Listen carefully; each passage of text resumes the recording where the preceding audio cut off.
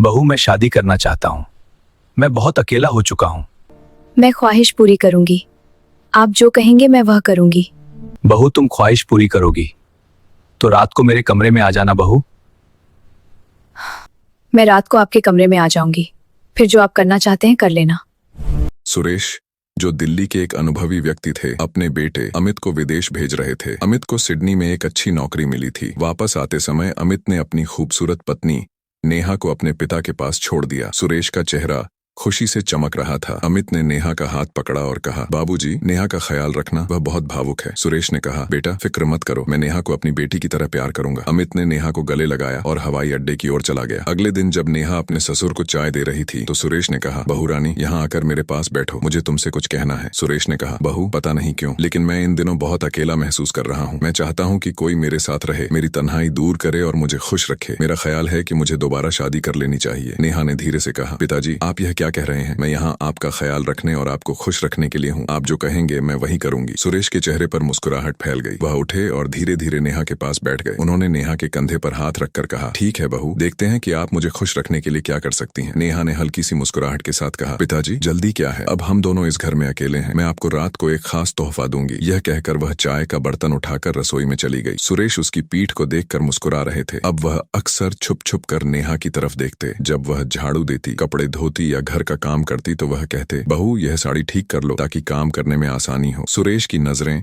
शिकारी की तरह उस पर जमी हुई थीं। एक रात वह धीरे धीरे अपने कमरे से निकले और नेहा के कमरे की तरफ बढ़ गए। नेहा आईने के सामने खड़ी थी। उसकी साड़ी धीरे धीरे उसके कंधे से फिसल रही थी। अचानक कदमों की आवाज सुनकर नेहा चौंक गई। वह डरते डरते पीछे मुड़ी और बोली, पिताजी, क्या हुआ? क्या आपको किसी चीज की जरूरत है? सुरेश धीरे धीरे आगे बढ़े, लेकिन अचानक उनका पांव फिसल गया। क्या शायद उन्होंने जानबूझकर गिरने का बहाना बनाया हो? वह सीधा नेहा की बाहों में गिरे और वह दोनों बिस्तर पर गिर गए। नेहा का दिल तेजी से धड़कने लगा। वह डरते डरते उठी, साड़ी संभालते हुए बोली, पिताजी, वह क्या था? सुरेश ने धीरे से कहा, बहू, मुझे माफ कर दो, मेरा पांव फिसल गया। दरअसल मैं सिर्फ अपनी दवा मांगने आया था। कहाँ रखी थी? लेकिन उनकी आंखों में अब भी वही रहस्यमयी चमक थी। नेहा के दिल में एक तूफान उठ रहा था। वह जल्दी से बोली, पिताजी, आप अपने कमरे में जाइए, मैं दवा लेकर आती हूँ। और वह जल्दी से कमरे से निकल गई। शाम को जब नेहा अपने पति अमित से वीडियो कॉल पर बात कर रही थी तो उसकी आवाज में वही पुराना प्यार था, वही नरमी थी। वह अपनी बातों से अमित को हंसाती, कभी नए कपड़े पहनती, कभी वीडियो बनाकर अमित को भेजती। वह हंसते हुए अमित को चूमती और अपने दिल की बात करती। लेकिन उसे क्या मालूम था कि सुरेश खिड़की के पीछे से यह सब देख रहे थे। उनकी आंखों में हवस की आग उठी थी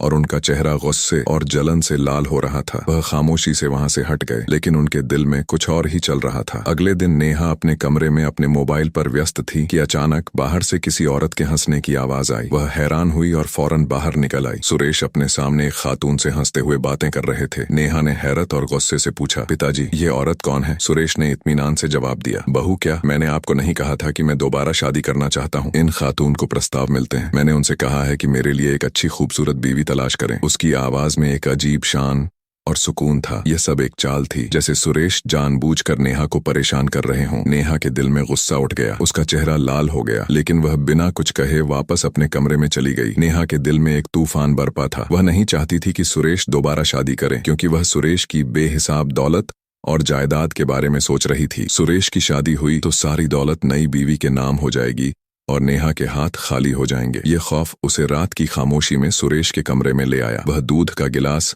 हाथ में लेकर दरवाजे पर दस्तक देने लगी। सुरेश बिस्तर पर लेटे हुए थे। उनके हाथ में एक पुराना खत और कुछ तस्वीरें थीं जिन्हें वह गहरी सोच में देख रहे थे। दरवाजे की आवाज सुनकर उन्होंने फौरन अमित, तुम जहां भी हो फौरन वापस आ जाओ, मेरी जिंदगी बर्बाद हो गई है, मेरी इज्जत लुट गई है। उसकी आवाज टूट रही थी। आपके वालिद, उसने मेरे साथ वह सब किया जो उसे नहीं करना चाहिए था। उसने मुझे कबूल कर लिया। अमित, उसने तुम्हें जानबूझकर सिडनी भेजा है ताकि वह मुझे पीछे से ले आए। अमित, मैं तुम्हें सबूत भेज रही हूँ, खुद ही देख लें। उसने अपना मोबाइल उठाया और वीडियो खोली जिसमें वह सुरेश के साथ कमरे में थी। उसका सिर उनके सीने पर पड़ा था, वही वीडियो जो उसने चुपके से कैमरा ऑन करके रिकॉर्ड की थी। अमित की यह बात सुनकर नेहा की आंखों में उम्मीद की हल्की सी चमक नजर आई। उसने बाप का गिरेबान पकड़ लिया। आप बाप नहीं है, आप एक हैवान हैं। तुमने मेरी मासूम बीवी की इज्जत लूटी, तुमने उसकी इज्जत लूटी। मैं तुम्हें जिंदा नहीं छोड़ूंगा। अमित ने उन्हें जोर से धक्का दिया। सुरेश जमीन पर गिर गए। कुछ लम्हों के बाद वह उठे, गहरा सांस लिया और सुकून भरे लहजे में बोले, बेटा, मुझे मार दो, मुझे अपनी जान से मार डालो, लेकिन पहले मेरी बात सुनो, फिर तुम मुझे जो भी सजा देना चाहते हो मुझे कबूल है। सुरेश ने अपनी जेब से एक पुराना मोहरबंद खत निकाला और कुछ तस्वीरें अमित के हाथ में थमा दी। ये खत मेरे पुराने दोस्त ने भेजा था। इन तस्वीरों को देखो, आपकी बीवी इज्जतदार औरत नहीं है और यह वह सच है जो उसने मुझे बताई थी। अमित की आंखों में हैरत थी। उसने तस्वीरें देखी। नेहा अजीब सी जगह रंग बिरंगे कपड़ों में यूं मुस्कुरा रही थी जैसे वह उसके कारोबार की मल्लिका हो। अमित का दिमाग भटक गया। बाबूजी, यह क्या है? उसकी आवाज कांप रही थी। सुरेश ने गहरा सांस लिया और कहा, बेटा बताओ, जब आप सिडनी में थे तो नेहा ने आपको कितनी बार फोन किया था? उसने कितनी बार वीडियो भेजी? अमित ने इसके बारे में सोचा और कहा, अब्बा, उसने सिर्फ 1 या 2 बार फोन किया था। वीडियो नहीं, उसने कोई वीडियो नहीं भेजी। सुरेश मुस्कुराए। ठीक है बेटा, अब एक और खौफनाक राज देखो। वह उठकर अपने कमरे में चले गए और थोड़ी देर बाद हाथ में एक खूबसूरत फूलों का बर्तन ले वापस आए। बहू, ये फूलों का बर्तन नहीं बेटा, इसमें एक खुफिया कैमरा था जो मैंने नेहा के कमरे में लगा रखा था। सुरेश उठे, फोन निकाला और वीडियो चलाई। अमित की नजरें स्क्रीन पर जमी हुई थीं। वीडियो में नेहा का कमरा था। रात में खामोशी थी। खिड़की से एक मध्यम रोशनी आ रही थी। अचानक एक जवान लड़का चुपके से अंदर आया। नेहा ने उसे देखा और गले लगा लिया। फिर वह दोनों बिस्तर पर लेट गए। अमित की सांस रुक गई। सुरेश ने ठंडी आवाज में कहा, बेटा, ये नेहा उसी आशिक से बात करती थी, उसे प्यार भरे मैसेज करती थी। वह अपने कपड़े बदलती और गंदी वीडियोज बनाकर उसे भेजती और बहाना करती कि वह तुमसे बात कर रही है। फिर उसने कहा कि मैंने जानबूझकर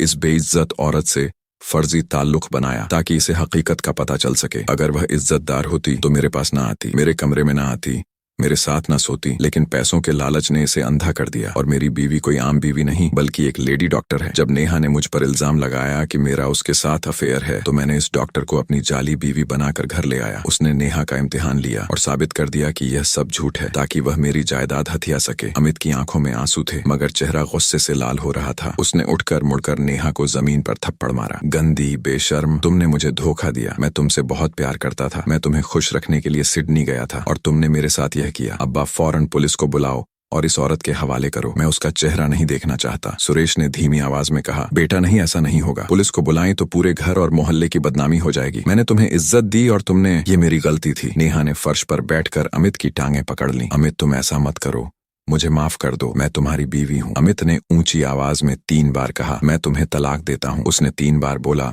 और नेहा को धक्के देकर घर से निकाल दिया। दरवाजा मजबूती से बंद किया। फिर अमित ने अपने पिता सुरेश को गले लगा लिया। उसकी आंखों में आंसू थे। अब्बा, मुझे माफ कर दो, मुझे हकीकत का इल्म नहीं था। सुरेश ने रोते हुए कहा, बेटा, ये ठीक है। अगर आपको हमारी आज की कहानी पसंद आई है तो चैनल को सब्सक्राइब करें और वीडियो को लाइक और शेयर करना ना भूलें। आपकी सपोर्ट हमारे लिए बहुत मायने रखती।